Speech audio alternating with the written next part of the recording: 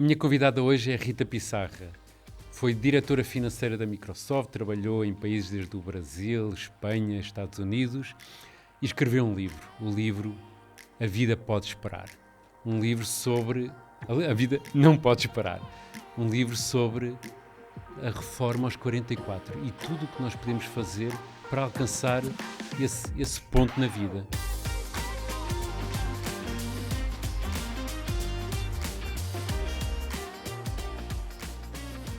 Bem-vinda, Rita. Obrigada, é um prazer estar aqui contigo hoje. Ainda bem, acho que vamos ter uma conversa muito interessante. E vamos começar por aí. Que dicas podes dar a quem se quer reformar? Olha, é uma excelente pergunta, eu acho que é a pergunta que eu recebo mais no social media em todo lado e por isso escrevi o livro e dividi o livro, eu acho que nos 3 pilares importantes que me levaram à minha reforma, que eu chamo a estratégia do meu sucesso de reforma. O primeiro tem a ver com ambição. Muita gente ganha o ordenado mínimo em Portugal e dizem, mas eu não consigo fazer o que tu fizeste com o ordenado mínimo. É verdade. E por isso é preciso ter ambição, esta palavra tabu em Portugal, é preciso queremos crescer na nossa carreira, alcançarmos mais, alcançarmos os nossos sonhos, alcançarmos os nossos objetivos, crescer para ganhar também mais salário. A segunda coisa é nunca descuidarmos do work-life balance, do equilíbrio entre a vida pessoal e a vida profissional. É muito fácil estarmos enredados nesta ambição e esquecermos-nos de nos pormos a nós primeiro. Quando andamos de avião, o que é que dizem as senhoras, as aeromoças, como dizem os brasileiros? Em caso de queda, pormos a máscara de oxigénio a nós primeiro. Primeiro a nós. E não nas outras pessoas. E nós muitas vezes estamos tão obcecados com os nossos objetivos que nos esquecemos de nos pormos a máscara de oxigénio a nós primeiro. Portanto, muito importante cuidarmos de nós e termos as nossas prioridades muito bem definidas. E terceiro, dinheiro. Poupar dinheiro e investir de forma diversificada. Outro tabu em Portugal, são 3 tabus, ter ambição, cuidar da nossa saúde mental e dinheiro. Não adianta só ganhar dinheiro, o que é que acontece muitas vezes? Ganhamos mais dinheiro, queremos mais coisas, ganhamos mais dinheiro, queremos mais coisas e isto gera muitas vezes infelicidade. Portanto, é importante sim ganhar mais dinheiro, mas também estabelecer o limite com o qual nós vamos estar felizes, aprender a poupar. E eu acho que isso os nossos pais já nos tinham muito ensinado, mas hoje em dia não adianta só poupar, não adianta poupar e pôr o dinheiro num depósito a prazo, porque as taxas de juros que o depósito a prazo está a dar são muito inferiores à inflação, então estamos a perder dinheiro todos os dias. Temos que aprender a investir para pôr o dinheiro a trabalhar para nós, para gerarmos juros compostos, para vermos o dinheiro crescer e tem que ser um investimento diversificado. Aliás, vimos a queda da Bolsa agora há poucos dias, onde se via across the board, tudo vermelho. É importante ter investimentos diversificados para depois termos um pé de meia que nos gere rendimentos para podermos nos reformar. Falaste aí em várias coisas que aqui em Portugal são realmente difíceis e uma delas é poupar. Eu vejo muitas pessoas com uma tendência, até há um princípio que se aplica, que é nós vamos sempre gastar aquilo que ganhamos. Ou vamos adaptar o nosso estilo de vida àquilo que ganhamos. Quais são as tuas dicas? É preciso marcar o valor que é preciso poupar? É preciso tirar logo o dinheiro? Que dicas é que podias dar às pessoas para chegar aos 44 anos com essa independência financeira? Exato. O Warren Buffett diz pay yourself first. E eu gosto muito do Warren Buffett, gostava muito que ele fosse meu avô. Exato. Quem nunca? Portanto, pay yourself first, ou seja, tirarmos o dinheiro para a poupança logo assim que recebemos o salário, eu acho que é uma boa prática, mas antes de tudo mais, nós temos que ter controle sobre as nossas finanças. A realidade é que a esmagadora maioria das pessoas trabalha 40 ou mais horas pela semana para ganhar dinheiro e depois não dedicamos uma hora que seja a perceber para onde é que o dinheiro está a ir. Então, a primeira coisa que precisamos fazer é ter um planeamento financeiro, é perceber, quanto é que eu ganhei e deste dinheiro que eu ganhei, para onde é que ele foi? Se eu perguntar, eu faço esta pergunta muitas vezes em palestras para onde vou, quanto é que as pessoas gastaram em alimentação o mês passado, peço às pessoas para levantar as mãos e só 10, 15% da audiência é que levanta a mão. Portanto, como é que algo que nos dá tanto trabalho a ganhar, nós tão facilmente o gastamos sem perceber muito bem para onde é que ele está a ir? Portanto, é preciso perceber para onde é que o dinheiro está e no que é que estamos a ganhar o nosso dinheiro para conseguirmos tentar fazer uma taxa de poupança de pelo menos 20%. Mas nós não conseguimos saber quanto é que estamos a poupar sem se perceber para onde é que o dinheiro está a ir. Então, depois de conseguirmos ter controle sobre as nossas finanças, de percebermos que, a minha taxa de poupança neste momento é 5%. é 50 euros, é o que seja, foi o que eu consegui poupar.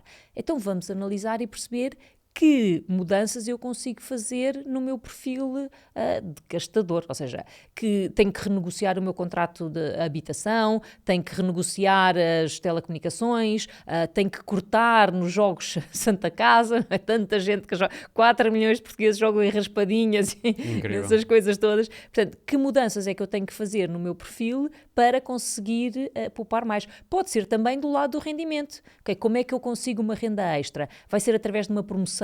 Tenho que voltar para a escola para ir tirar uma licenciatura para conseguir evoluir na minha carreira? Tenho que ter uma renda extra? Ainda no outro dia fiz um post no TikTok, porque fui passar férias ao Algarve e uma tia minha que tem uma empresa de chocolates precisa de umas caixinhas para embalar os chocolates. Eu disse, tia, eu faço as caixinhas, eu gosto muito, para mim até é meio terapêutico. E lembrei-me que quando eu era miúda, eu fazia caixinhas, eram caixinhas para a Kodak, com os meus pais, em frente à televisão, a vermos a Tieta do Agreste e o Sassaricano e aquelas coisas, e cada caixinha daquelas rendia centavos, que eram escudos ainda, rendia centavos. Mas a realidade era que éramos 4 pessoas sentadas à frente da televisão a montar aquelas caixinhas e no fim de cada noite tínhamos montado bastantes. E com aquele dinheiro nós conseguíamos ir de férias, porque na minha família não havia muito dinheiro. E, portanto, aquele bocadinho que estávamos ali, aquela horinha sentada em frente à televisão, efetivamente estava a render dinheiro. Não. Então, porquê é que não vamos fazer algo para nos dar uma renda extra, ocupar estes tempos mais mortos do nosso dia para conseguirmos um bocadinho mais de dinheiro e depois sim investirmos? O que tu estás a dizer, que eu acho que é o mais importante, é nós temos que pensar sobre isso, não é? E às vezes a vida leva-nos e nós, quando chegamos à altura da reforma, e provavelmente quando eu chegar à altura da reforma da Segurança Social, já muito pouco dinheiro vai haver, e está estudado que a maior parte das pessoas que se reformam cai imenso a sua qualidade de vida porque não tiveram esse plano. Eu vi estudos de poupar 50 euros a partir dos 20 e poucos anos versus dos 30 e poucos, já é um impacto incrível. Juro composto. Exato, com juro composto e com a aplicação, com as aplicações. Ainda por cima, hoje, grande parte das aplicações bancárias já nos podem dizer onde é que a gente está a gastar o dinheiro. Eu explico de forma muito sensível, resumida, o juro composto às pessoas, a questão de começar a poupar aos 25 ou começar a poupar aos 35. Eu fiz o meu primeiro plano de poupança reforma quando tinha 22 anos, porque tem benefícios fiscais, enfim. E eu costumo explicar às pessoas que quando estamos a construir uma casa temos que pôr um tijolo. O primeiro tijolo vai no chão. Não é? Quer dizer, os arquitetos com certeza, eu vou dizer de forma diferente, mas imagina, é uma coisa muito simples. Temos que pôr o primeiro tijolo no chão, depois temos que pôr um bocadinho de massa e depois pomos o segundo tijolo e o terceiro tijolo. Ora, se o primeiro tijolo lá em baixo for aos 25 anos, quando chegarmos à idade da reforma, a pilha de tijolos está lá muito mais acima, não é? Porque o segundo tijolo já vai ser em cima do primeiro. E o terceiro tijolo já vai ser em cima do segundo e do primeiro. Portanto, se começarmos a pôr o tijolo no chão só aos 35, a pilha vai ser muito mais pequenina. É verdade, é verdade. Mas tu disseste uma coisa muito importante que eu acho que isso talvez... Porque há de certeza uma mentalidade de mas eu não ganho dinheiro que chega. Mas a maior parte das pessoas não ganha o dinheiro que chegue para o estilo de vida que acha que podia ou devia ter. E tu disseste uma coisa muito interessante que é refletir de mas que estilo de vida é que eu vou querer? Exatamente. E que estilo de vida é que eu quero aos 44 anos? Que depende muito do estilo de vida que assumirmos mais cedo, que assumirmos muito mais jovens. Olha,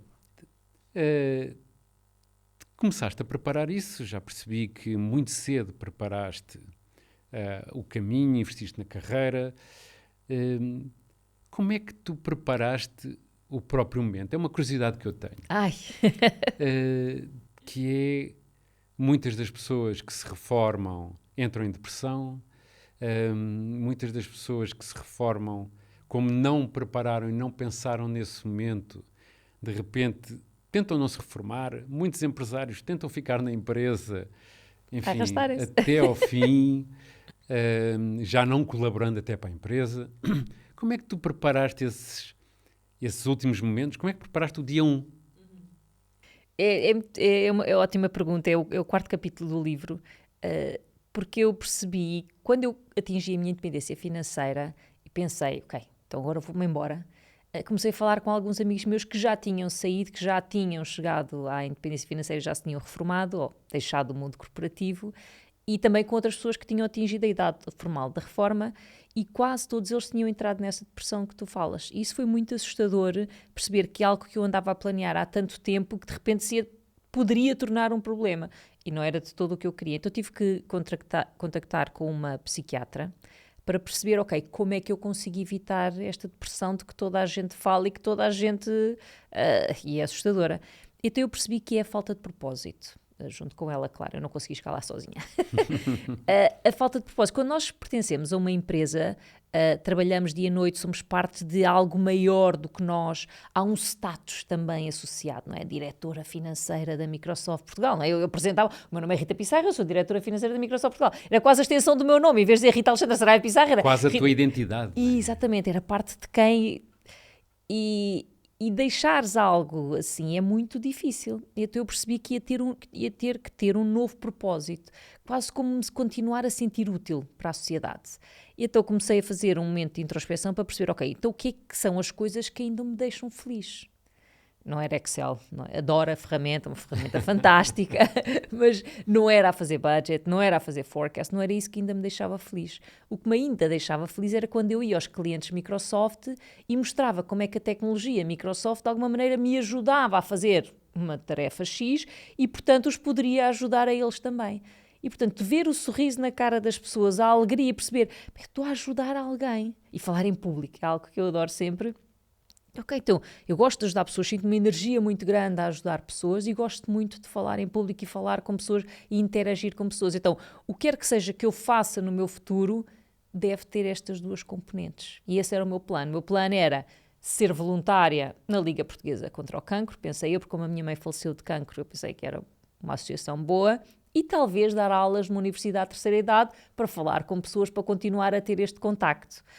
E foi isso que eu planeei.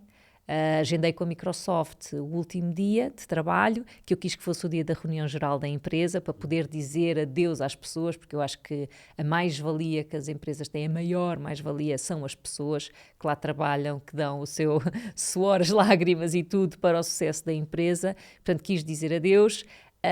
E no dia a seguir fui de férias, no melhor de férias da minha vida. O meu telefone não tocou, eu não tive que aprovar nada, nenhum e-mail chegou. Eu nem estou a ver como é que isso é possível, mas vou tentar. Não é? Sabes, parece que ficaste sem internet. Exato, Não acontece nada. E quando regressei e gravei o podcast O Céu é o Limite, claro, a minha história ficou viral, a partir daí a história já é pública e o meu propósito mudou um bocadinho. Ou seja, eu continuo, na minha opinião, a ajudar pessoas, a inspirar pessoas a tomarem as rédeas da sua vida e da sua carreira e continuo, claro, a falar com pessoas. Só fiz ainda 2 ações de voluntariado com a Liga Portuguesa contra o Cancro, mas no futuro vou tentar fazer mais, sem dúvida. Tu até me pareces teres um perfil mais até comercial. Tu eras uma boa vendedora da Microsoft. Toda a gente me diz isso. Sabes, quando eu estava na Microsoft, porquê não vais para vendedora? Exato. Acho que a pressão de ter uma cota e de fazer a cota eu não ia conseguir lidar bem com o assunto. Mas sim, eu gosto mesmo de pessoas e ouvi muitas vezes, mas tu não és uma CFO normal, o teu perfil é diferente. E se eu tiver um bigode e um vestido cinzento é mais... Exato, é mais CFO, nós atribuímos sempre um certo estereótipo que não tem nada a ver com o teu caso. Portanto, reforma tem a ver, não só para as reformas antecipadas, mas também para as reformas na idade formal, é preciso encontrarmos um novo propósito, é preciso encontrarmos quase um novo sentido, é uma segunda vida. No meu folder do Internet Explorer eu chamei-lhe My Second Life. E tudo o que eu faço agora está dentro deste folder chamado My Second Life, porque é isso mesmo. Como é que nós continuamos a ter um propósito, um sentido, uma mais-valia para a sociedade? O Ray Dalio, que escreveu o livro Os Princípios, que é um livro que eu adoro também, ele fala muito da terceira fase da vida. Portanto, a primeira fase tivemos a aprender, a segunda trabalhamos, alguns até cair para o lado, e depois há uma terceira fase que é preciso preparar, e foi o que tu fizeste. Eu chamo-lhe a segunda porque a frase que eu pus no meu e-mail de despedida da Microsoft e está também no livro, que é do Confúcio, diz, traduzido para português, nós todos temos 2 vidas. A segunda começa quando nos apercebemos que temos só uma. Exato. É muito gira essa frase, realmente. Pronto, e é isso. Para mim é a minha segunda vida. É aquela que... É quase como renascer. Eu fiz isto tudo, que é aquilo que a sociedade espera de nós. Eu fui boa aluna, eu casei, eu tive uma filha, fui boa profissional, atingi o meu objetivo de carreira. Agora é a minha segunda vida, aquela onde eu tenho outro propósito de ajudar pessoas, mas também valorizo muito o meu tempo, o tempo que eu passo com a minha família, com os meus amigos, a desfrutar de tudo aquilo que eu efetivamente gosto e amo e me faz muito sentido. Isso é fantástico, isso é mesmo de sonho. E parece mesmo um sonho, mas há de ter partes difíceis, não? Mesmo esta segunda vida, há de ter partes difíceis. Sim. As pessoas, quando ouvem a minha história, acham ela nasceu com o traseiro virado para a lua, não é? Exato. Consegue tudo aquilo a que se propõe. Lógico, não é? Os meus pais faleceram muito cedo, meu pai com 54, a minha mãe com 59, tive um burnout também. Também tive maus chefes que me fizeram duvidar de mim própria, dos meus valores, de tudo aquilo que faça sentido. Passei muitas noites também a trabalhar, claro, jamais poderia não fazê-lo. Mas nesta segunda vida, nesta segunda vida, difícil? Olha, para mim a primeira coisa que foi difícil foi quando a história se tornou viral e eu tive que aprender a lidar com uma atenção que não tinhas tido. Que eu nunca tinha tido e que não estava à espera e que de alguma maneira também não era desejada, porque esse não era o intuito da reforma. E portanto, com essa atenção veio o mediatismo, claro, mas veio também muitos haters, muito ódio, muitas mensagens, muita inveja. E depois veio a outra parte, que sendo uma parte positiva, também me deu algum trabalho, que foi muitos pedidos. Rita vem aqui, Rita vai ali, Rita isto, Rita aquilo, e como é que eu continuo a gerir a minha agenda, sendo que o que eu quero é tempo para mim e o que eu mais recebo é pedidos do meu tempo para as outras pessoas. E portanto, até que ponto é que eu posso ser egoísta de continuar a querer o tempo para mim, que foi por isso que eu me reformei, e qual é a quantidade do meu tempo que eu estou disposta a dar para dar às outras pessoas que me fazem estes pedidos. Portanto, estas partes são difíceis, ter que gerir e conciliar uma agenda. Eu agora olho para a minha agenda pintada de cores e penso, jamais pensava que uma agenda de reformada ia ter este nível de atividade, mas sinto-me feliz e sinto-me acima de tudo que tenho liberdade de escolha. Eu tenho liberdade de dizer que não. Se é algo que eu acho que não vou sentir energia a fazer, se é algo que acho que não faz sentido, se é algo com o qual eu não me identifico, minha resposta vai ser não. E isso para mim é fantástico. Tu costumas usar uma frase que é compraste a tua liberdade. Exatamente.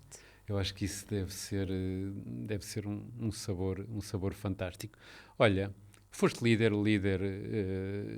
da Microsoft, trabalhaste em outras empresas. O que é que tu poderias dar de conselhos aos líderes para eles lidarem também com estas realidades nas suas próprias equipas?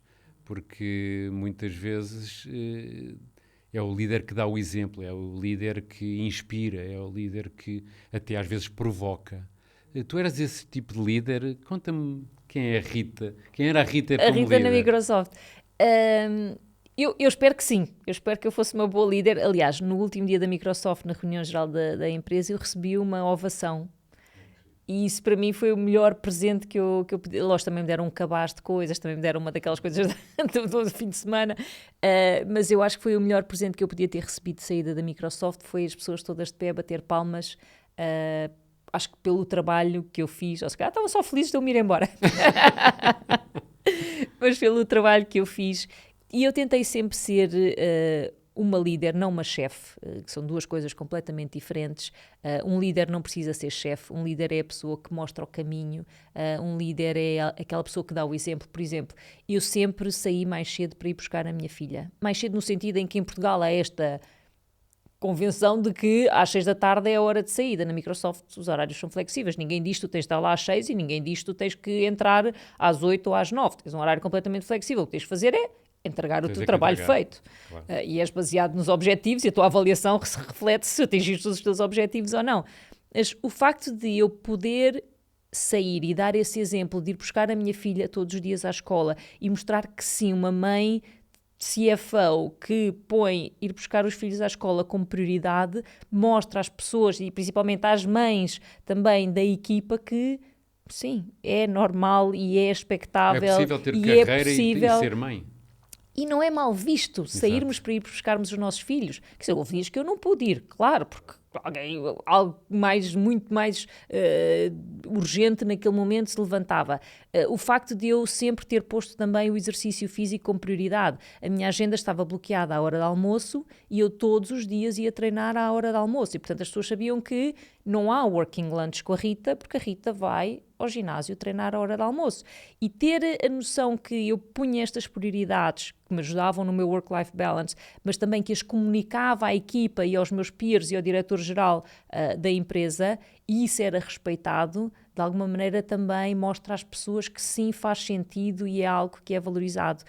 E depois há outras coisas na Microsoft que eu acho que sempre fizeram muito sentido. Por exemplo, Bring Your Authentic Self to Work, que é ires para o trabalho sendo tu mesmo, sem encobrires parte da tua personalidade. Sem fingir. Se és uma pessoa extrovertida, por seres CFO, não vais ter que pôr um perfil cinzento só porque é expectável que um CFO tenha um perfil cinzento. Podes na mesma sorrir, podes na mesma vestir cores que não sejam mais escuras. Exato. E, portanto, podes fazer uma piada quando estás na reunião geral da empresa a mostrar os resultados. Lógico que há conversas mais fortes, muitas vezes tem que se ter, mas também podes ter um perfil mais humanizado. E, portanto, eu acho que os líderes das empresas têm que mostrar o caminho, por exemplo, têm que mostrar o caminho como humanos que são também, e perceber que todos nós temos as nossas realidades e é preciso mostrar flexibilidade e é preciso mostrar empatia. Olha, tu estavas a dizer há pouco que num dos momentos difíceis foi o burnout. Eu tenho uma preocupação muito grande com o burnout porque muitas vezes quem está à volta não nota, o próprio às vezes nota, mas não resiste. Mas como líder temos uma responsabilidade muito forte disso, não é? Porque, ainda por cima, a maior parte das vezes, não todas, mas a maior parte das vezes são os grandes talentos que sofrem de burnout. Como é que tu lidaste com o burnout? Como é que te deixaste cair? Tu que tens uma vida aparentemente tão bem planeada, como é que deixaste cair nisso? É engraçado, eu no outro dia falava com uma amiga minha que está em burnout e eu dizia-lhe, sabes, só as pessoas que care, only people who really care are the ones who burn out. As pessoas que não care estão bem. They don't burn out. Por isso é que são os bons empregados. Efetivamente, são aqueles que estão e que se preocupam e que querem, que dão um litro e que querem sempre o extra é que burn out. Eu todos os dias de manhã faço um exercício das 3 caixinhas, como é que eu estou, como é que a minha família e os meus amigos estão e como é que a empresa está comigo e eu com a empresa. E antes do meu burnout, claro, eu vi perfeitamente que eu respondi vezes sem conta que o eu não estava bem. Como é que eu estou? Eu não estou bem, estou triste, ando ansiosa, estou preocupada. Amanhã vai ser mais calmo. Triste. E durante um mês, eu acho que se calhar mais de um mês, esta foi a resposta à caixinha do eu. Eu não estou bem, eu não estou bem, eu não estou bem. E eu não fiz nada. Era sempre amanhã. Era sempre amanhã porque eu achava que era a super mulher e que amanhã podia ser o dia que eu ia aguentar mais um bocadinho. Até que houve um dia, numa consulta de medicina do trabalho, que a médica perguntou-me, então, Rita, ela sabia o meu nome, olhou para a ficha, Rita, como é que se sente? Eu... E é engraçado porque teve que ser alguém, que eu nem sei o nome da médica, mas teve que ser alguém que eu não conheço a perguntar genuinamente, então como é que está? Para eu perceber, eu não estou bem. Eu efetivamente não estou bem. Porque o que acontece muitas vezes no nosso dia-a-dia é que as pessoas perguntam, então como é que estás? Está tudo bem. Mas as pessoas não querem saber a resposta não. E não estão preparadas para receber algo que não seja tudo bem. Ou silêncio. Não é? Ou, e tu? Nós nem respondemos, Exato. E tu? Exato. E, portanto, ter esta consciência de que não estamos bem, tirarmos tempo para cuidarmos de nós, pormos-nos a nós em primeiro lugar, é fundamental. Não somos, podemos parecer super mulheres, mas não somos e não há super-homens, a não ser na Marvel, não há super-homens. É muito, muito importante cuidarmos de nós. É importante também falarmos sobre o assunto, mostrar que temos que desmistificar estes temas de saúde mental, we're only humans e que pode acontecer àqueles que se entregam mais de coração e alma, e é importante depois termos tempo e respeitarmos o tempo das pessoas para elas recuperarem, para voltarem ainda melhores. Essa é a minha preocupação, as pessoas e a recuperação. Como líder, que dicas é que tu davas aos líderes para, nas suas equipas, conseguirem detectar ou estarem atentos a isto, ou tentar evitar que estas coisas aconteçam?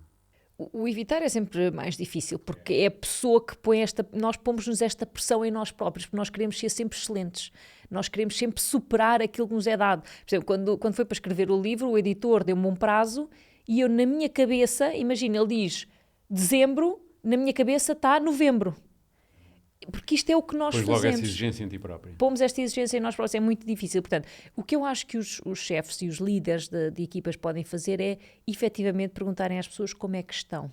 Eu uma vez fiz um treino na Microsoft que, não me lembro o nome do treino, mas ele dizia Stay curious a little bit longer, que é mantém-te curioso um bocadinho mais, que é, normalmente nós fazemos a pergunta, então, está tudo bem? E a pessoa diz, sim, nós, próxima. Então, o trabalho está feito? E a pessoa diz, sim, próxima. Tens um problema? Mais um pouco. Stay curious a little bit longer. Então, está tudo bem? Sim, está. Então, mas e como é que foram as férias? Não é ser intrometido, é realmente care, é ter esta empatia, é ficar curioso um bocadinho mais no sentido de realmente perceber o que é que se passa na vida da outra pessoa, sem ser besbilheteiro, não é? Mas de realmente se preocupar com a equipa e perceber o que é que se passa, porque encobrir é muito fácil, não é? O sorriso é muito fácil, não é? Sim. Nós vemos um monte de comediantes que se suicidam. Normalmente são comediantes que se suicidam. E como é que eles fazem tantas outras pessoas rir e aparentemente estão sempre tão bem e de repente não estavam assim tão bem? Conseguem montar uma persona. Essa é sempre a minha preocupação. A minha frase de liderança que eu costumo passar muito aos líderes aqui na PHC é be kind and care. Porque se for generoso, e generoso inclui conversas difíceis, tens de ser assertiva com a pessoa, no que ela faz bem, no que ela devia fazer bem. Mas depois tens de te preocupar com as pessoas, senão não vais ser líder. E preocupar com as pessoas, muitas vezes, tem este paradoxo dos grandes talentos, que são os que trabalham mais. O líder quer inevitavelmente que ele trabalhe mais e às vezes até tem medo de fazer a pergunta, não vai ele dizer que está a trabalhar demais. E isso é preocupante. Mas boas dicas, Rita. Rita, há uma coisa que eu tenho imensa curiosidade, que é viver sem stress. Dá-me a ideia que tu planeaste a tua vida e ser CFO da Microsoft tem o seu nível. A sua pressão. De repente, passas por uma vida sem stress. Tu gostas de uma vida sem stress? Bem, ainda no outro dia tive um stress numa fila, quer dizer... Exato. Nós encontramos sempre os stresses. Até fiquei com o olho a tremer. Eu acho que ter liberdade é meio caminho andado para não se ter stress, sabes? Não se ter este peso da responsabilidade de entregar, de estar presente, Por exemplo, ainda agora nestas férias, não é? Eu simplesmente não aceitei nada, nenhuma palestra, nada, a não ser o teu podcast. Desde que a minha filha entrou de férias até setembro, o teu podcast foi, isto vai entrar depois no ar, mas foi a única coisa que eu aceitei. Obrigado. Porque eu ia estar aqui neste dia. Eu disse, Ricardo é um porreiro, vou falar com ele. Ok, ótimo. Mas não aceitei nada, não aceitei nenhuma palestra, não aceitei nenhuma entrevista, não aceitei. Porquê? Porque eu queria estar presente com a minha família e ter esta liberdade, ter este poder de escolha tira muito do stress de ter que entregar, ter que fazer, ter que... Sabes, eu só faço coisas que sejam divertidas. Mas dizem que é preciso uma certa dopamina e alguma pressão e algum stress traz-nos alguma dopamina para nós nos sentirmos plenos. É assim, no quando teu eu faço... caso, não. Não, Está porque a tudo dopamina eu tenho no desporto. Exato. Quer dizer... exato. Fazes surf regularmente? Faço surf, jogo paddle, ando de skate. Também adoro paddle. Faço exercício físico todos os dias com o personal trainer. Portanto, eu já recebo essa dopamina. essa dopamina. Está bom, e está bom. Sim, e está ótimo. E é engraçado, por exemplo, quando eu vou fazer apresentações em público, e já fiz apresentações para 4.000 pessoas, 3.000, imenso, já fiz para 10 também, eu não fico nervosa, portanto, eu não a recebo daí. Não há aquela coisa do... Eu fico só excited, fico feliz, fico muito contente de poder partilhar. Ficas com a parte boa desse. Fico a parte boa, portanto, não recebo o stress daí, mas no mar, de querer fazer aquela manobra, de querer superar, no paddle, de fazer aquela... Exato. Ou aquele serviço que vem à tabela Exato. já manhoso. Já impecável. Sobre isto de as carreiras curtas e as carreiras longas, tu recomendas as pessoas fazerem o que tu fizeste ou há circunstâncias em que tu não recomendarias seguir o teu caminho? De se reformar ou de estar muitos anos numa empresa? De se reformar. Porque estar muitos anos na empresa, a juventude já não está nessa onda. Sim. Apesar de que há uma geração que ainda está, mas... Mas sabes que eu tive 18 anos na Microsoft, já respondo à pergunta, eu tive 18 anos na Microsoft, mas se me perguntares, eu não sinto que foram 18 anos, porque como eu estive em tantos países diferentes, eu comecei aqui em Portugal, fui para Seattle, fui para Paris, fui para o Brasil, fui para Miami, fui para Madrid e depois voltei, para mim é como ter estado em 6 empresas diferentes. Porque era uma cultura diferente, porque era uma língua diferente, porque era uma função diferente. Então eu estive constantemente nesta evolução e olhando para trás, 18 anos, parece que foram 2 ou 3. É engraçado. Se eu recomendo às pessoas reformarem-se muito, não esperem pela segurança social, não esperem pela idade da reforma, a vida não pode esperar. E eu aprendi isso de uma maneira muito dura que não recomendo às pessoas, que foi pelo falecimento dos meus pais, de perceber que eles não tiveram a reforma, que a vida pode acabar muito mais cedo do que aquilo que a gente espera. Ainda ontem estive numa cerimónia de surf, nós fizemos todos um paddle out para o oceano, em memória de um amigo meu que faleceu há 3 dias, com 40 e qualquer coisa anos, vítima de leucemia. A vida é curta demais. Passa a correr, passa num ápice, portanto, se nós não tomarmos as rédeas daquilo que realmente importa, daquilo que queremos fazer, do caminho e a direção que queremos levar da nossa vida, isto acaba-se. Ainda no outro dia lia uma reportagem que foram entrevistar várias pessoas que estavam no hospital, no leito da morte, e de que é que eles se arrependiam. E ninguém dizia das reuniões que não foram e do forecast que falharam. Ninguém falava sobre isso, falava sobre os momentos que falharam com a família, das viagens que queriam ter feito e não fizeram, das coisas que... Não é? Isso é que é o importante. É verdade, que ótimas dicas. Tivemos com a Rita grandes dicas de liderança, literacia financeira, mas acima de tudo de gozar a vida e o mais rápido possível. Obrigado, Rita. Obrigada, foi um prazer estar aqui. Foi ótimo, foi ótimo. Até à próxima.